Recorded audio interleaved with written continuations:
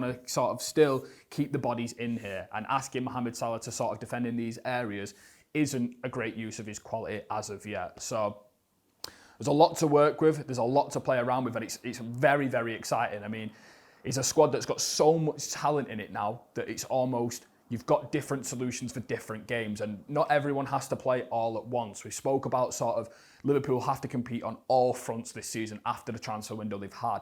Mohamed Salah is going to go to AFCON. Ekitike, Isak has had his injury concerns, as we'll go on to speak about in a minute, but it's definitely got a lot of solutions in it, and I don't doubt that Arne Slot, it's particularly last season, he profiles his players so well. He puts them on a platform, he puts them in the positions, puts them in the right conditions, puts them in the spaces where they're going to play very, very good football. Look at his handling of Mohamed Salah in that season, last season.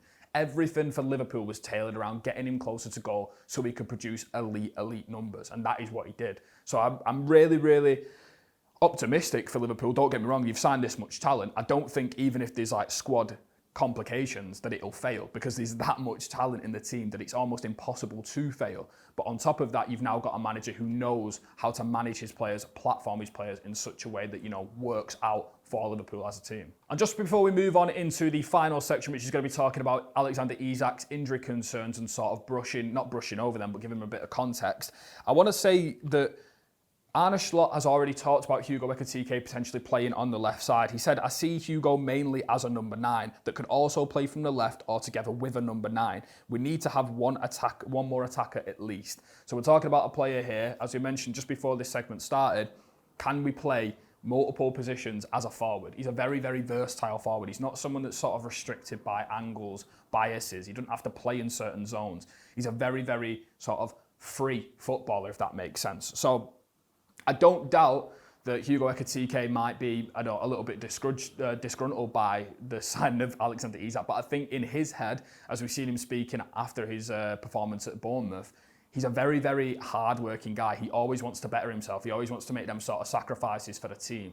And I don't think him being this sort of left inside forward, which is probably my personal favourite use of Ekitike as a player with the Isak signing introduced, that he will actually be, you know, a poorer player because of it. I think he adapts really well. He adapted to the Premier League like that. So he'll adapt to the conditions that he's being put in. So I don't doubt for one second that he might be a little bit, you know, worried about his game time, but I think he's a good enough player and good enough mentally to sort of take that step, adapt to the levels. So yeah, I'm going to move on now into the injury concerns. So I'm going to throw up just a graph on the screen that says that Alexander Isak has played in 76.2% of his minutes for Newcastle in all comps.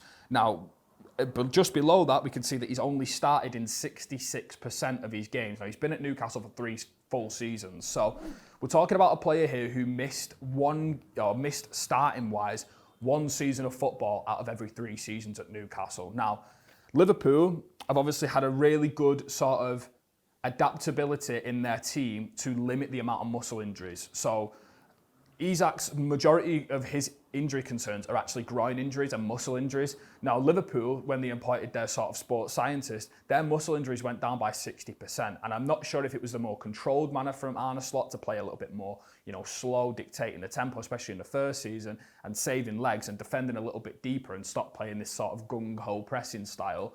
But I do think there is a viable concern to have with Alexander Isak.